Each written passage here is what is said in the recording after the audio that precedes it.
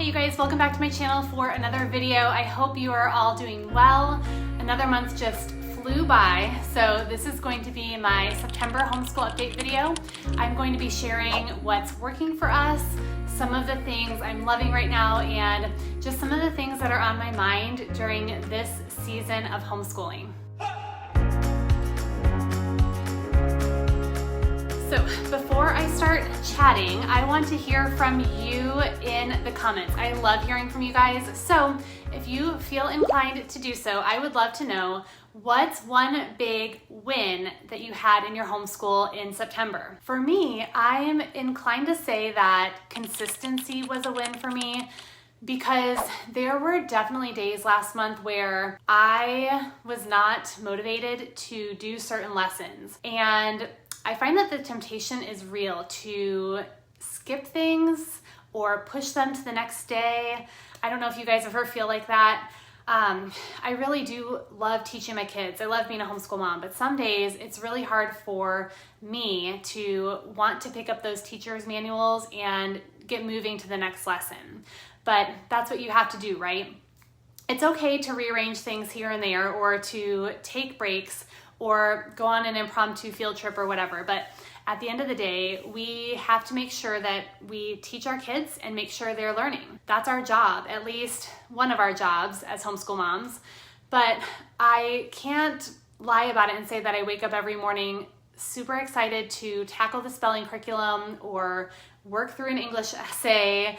That just doesn't always happen. I love being with my kids and learning with them for sure, but some days, I think it's kind of like cleaning the house. For me, once I get started, I could do it all day, and I really don't mind it. I do love it. It's just getting started is the hard part sometimes. And I'm not sure why September felt this way for me, why my motivation was so low. I think maybe because we've been back at things since July, so the excitement of all of the new curriculum and new routines starts to wear down, and everything in the world right now just feels so heavy. There was a lot going on last month.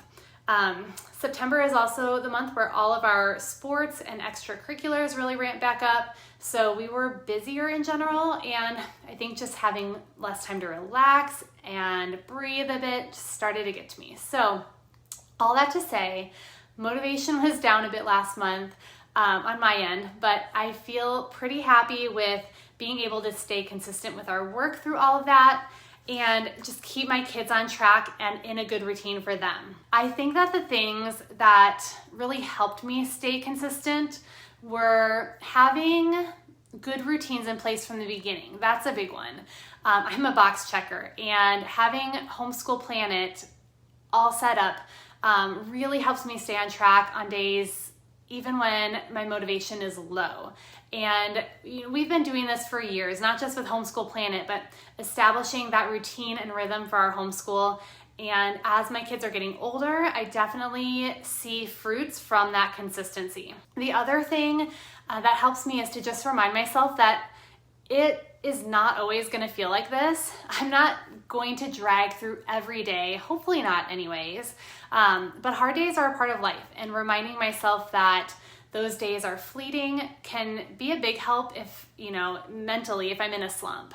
And then of course prayer, and reminding myself of all the blessings of homeschooling and how lucky we are to be doing this right now. And that is always an encouragement to me. And thinking about this, it's a good reminder that our kids probably feel the same way some days. They're not always motivated to do their schoolwork, yet they have certain things they have to do, right? So I tried to be mindful of this last month, and if you guys watch my homeschool prayer challenge videos, you might have heard me chat about being more present in our homeschools, and this being something that I struggle with. So I really tried to be more present last month. We did work in some play dates with friends, and I forced myself to initiate some time with my kids where we played games and things like that. That sounds awful, doesn't it? That I forced myself to initiate that time. I don't mean it in a bad way, like I didn't want to do it.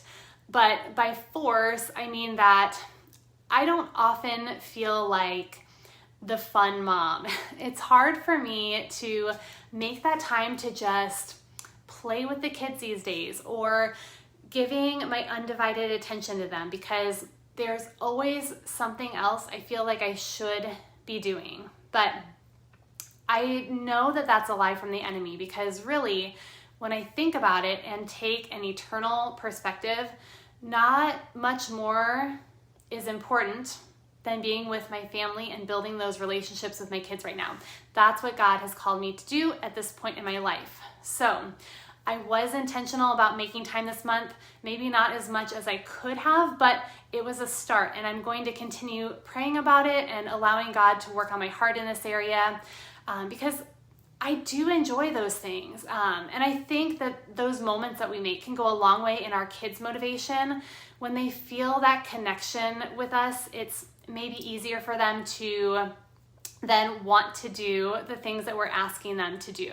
Okay, next, I wanted to share with you a couple of things that I loved using in our homeschool last month. I've been loving since the beginning of the year. The first thing are these notebooks. I've really been loving these notebooks and using them in our homeschool. This is the first time that I've had my kids use something like this, and I really almost didn't even buy them, but they have come in so handy. So I got a different color for each kid. I just bought them on Amazon, and there are a ton of different color options. So my kids really liked picking out their favorite colors and decorating their notebooks with stickers. But we've used these for a lot of things that are kind of random things that we need to write down that don't really have another place to live. So we will use them for copy work, memory work, keeping track of math facts that we're working on, rough drafts, things like that. Each page just has a spot where you can write the date, you can write a little heading, any other information, and then you just have blank pages to do what you need to do. I'm liking these a lot more than I thought I would, and I will leave a link for them in the description below in case you want to check them out. And then you guys know I have shared about our morning basket books. Well, it's actually more like a lunch basket right now.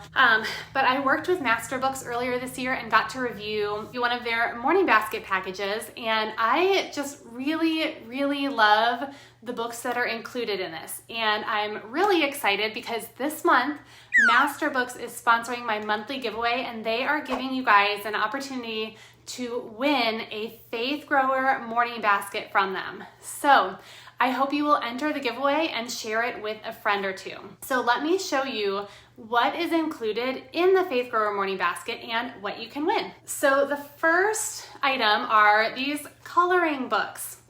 Don't let the word coloring book fool you. These are much more than simple coloring pages, which is what I originally thought that they would be. And I knew that my dinosaur-loving 5-year-old would love the dinosaur book especially, but I didn't expect each book to be just so engaging and full of biblical truths. And I also thought, each book has a letter on the front, and I thought that each book would only focus on the single letter on the cover, but they actually each go through the entire alphabet with a different concept for each letter that relates to the narrative. So you've got a different letter on each page. The illustrations are really detailed, and the text rhymes, which is so much fun. So these books, I think, are a great inclusion not only for your kids who need to keep their hands busy during morning time, but really for everyone in the family.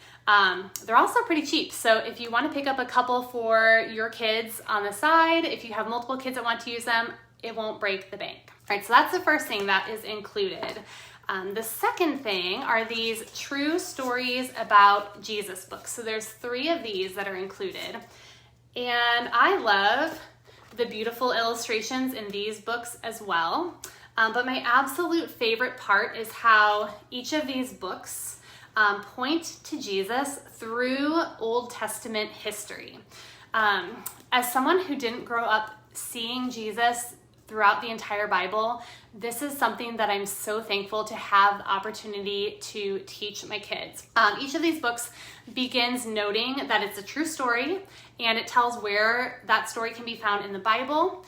And it then engages kids by giving them some things to look for as they read. And then you've also got a glossary in the back that helps them with some words that they need to know. Okay, another book included in this package is the Foundational Truths Catechism from Israel Wayne. Israel Wayne is someone who inspired me so much as a homeschool mom, and I can't recommend his books enough. Master Books actually publishes them all, and I think I probably have most of them. But anyway, last year he put together this really valuable resource with this catechism. You may hear catechism and think that it's only for certain religions, or you've never considered using one, or you don't even know what a catechism is. Well, I've done an entire video kind of flipping through this, but in a nutshell, a catechism teaches important biblical doctrine using a question and answer format. While there's obviously no substitute for the Bible, catechisms are a really great tool to use to teach our kids theology and help them commit it to heart. So in this particular catechism, you have 52 weekly lessons that you can go through. So there is a question, I'm trying to flip to a page to show you. So question and answer, and then you get supporting scripture verses, you get important definitions, and even some life application. So if you don't currently use a catechism, this will be a really great resource for you. Okay, and then we've got 2 more books included. This one here is God's Story. This is yet another book with beautiful illustrations, great illustrations in here. In this book, you have some selected Bible narratives that are paraphrased. Scripture is often directly quoted though. And this is really to show the unity of God's redemptive plan throughout the Old and New Testament is the purpose of this book.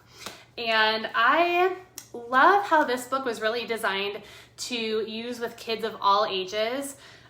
Each page is going to have like a simple summary section that you can read for younger learners to help keep them engaged and help them understand what's going on. So this is another great one. And then finally, this is another one of my favorites, Instincts. I have had a lot of fun reading this with my kids so far. The pages are really engaging. I love the pictures included and just the overall design of this book. Instincts are fascinating to me, and we don't think a lot about them.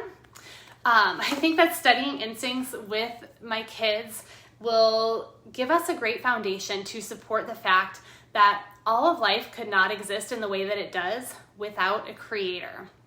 So with any of the morning baskets that you get from Master Books, they have a couple of different options. You do get a pre-planned schedule. Don't have mine right in front of me right now, but it's easy to follow along and you have direction on what you need to do each day.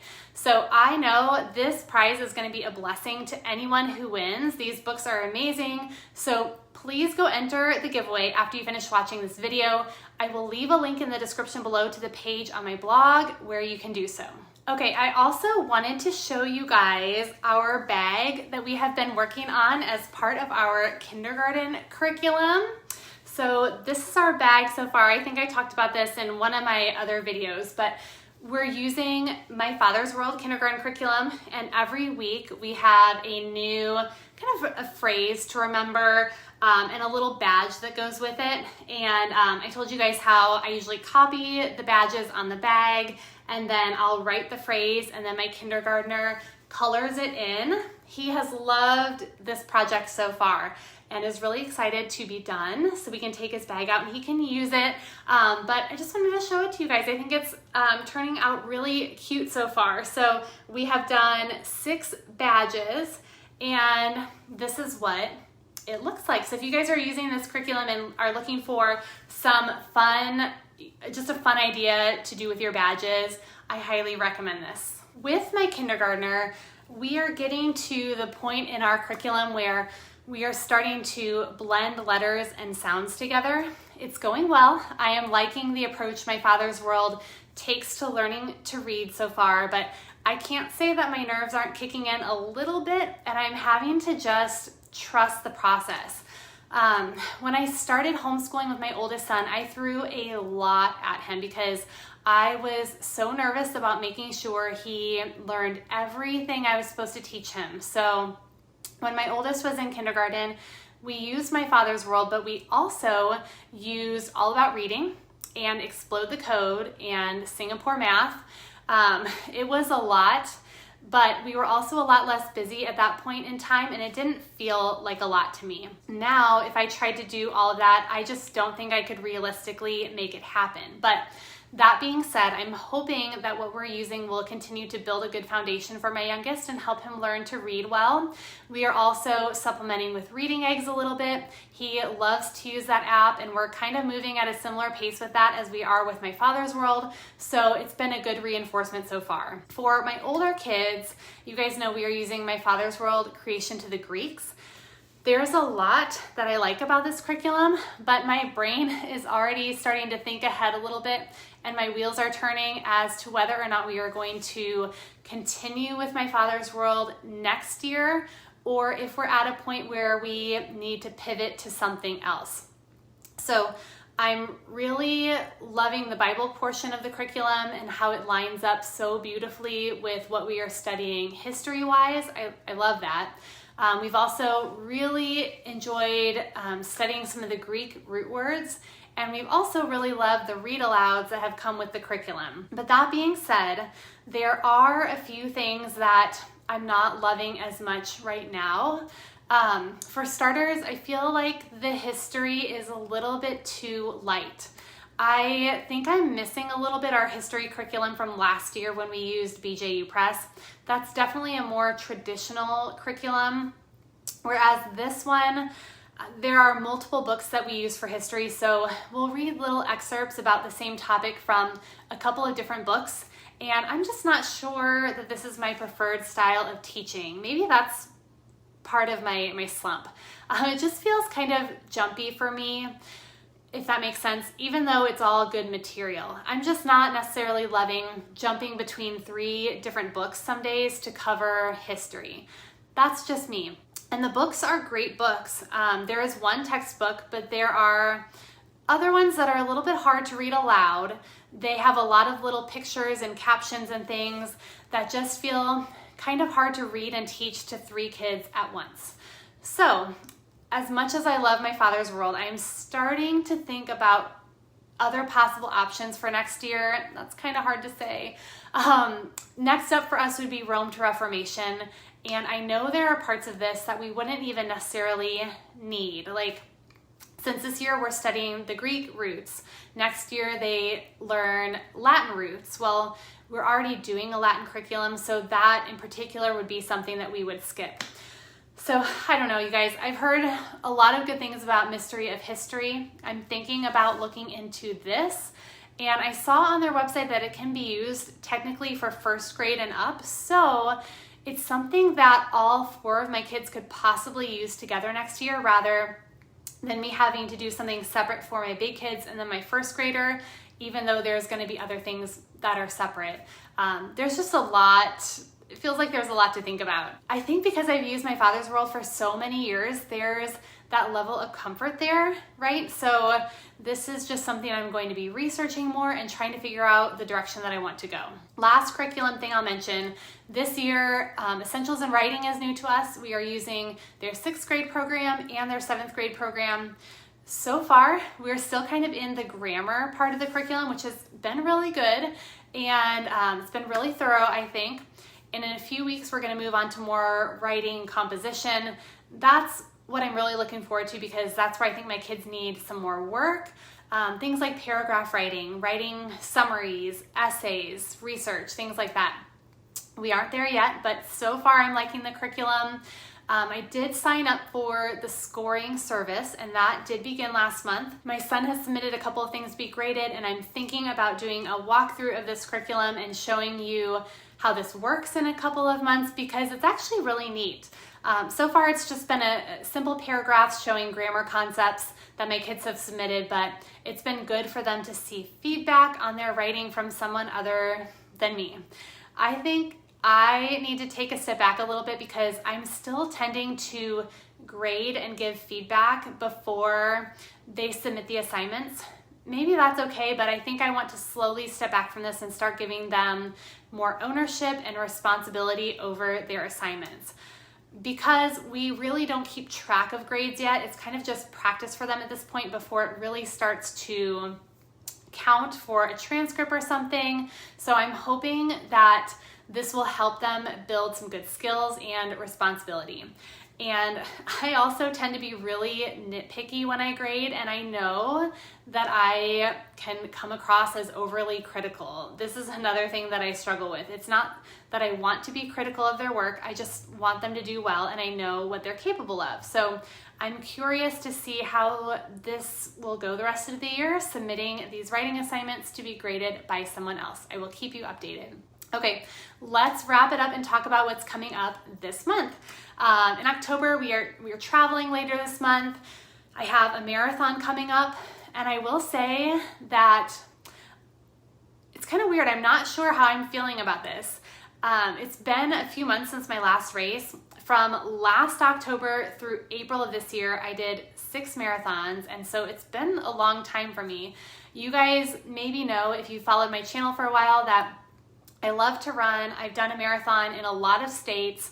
I would love to hit all 50 states, but I have quite a ways to go. I have done 19 so far, and the one this month will be number 20. But I've got to say, I've loved traveling for these races. I love traveling with my family, but I've just been having some random anxiety about this one coming up.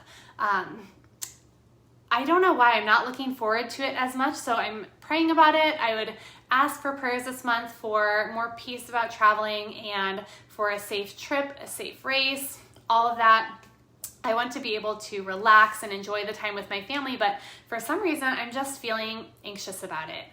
And maybe, once again, this just comes from thinking about everything going on in our country right now. My heart breaks for the city of Asheville. That was actually the location of one of my races earlier this year. I did a travel vlog video about it, and it was honestly one of my favorite races that I have done. We had a great trip, and now to see the devastation there because of the flooding is just heartbreaking. While we were in Asheville, that's where we toured the World Watch News Studios.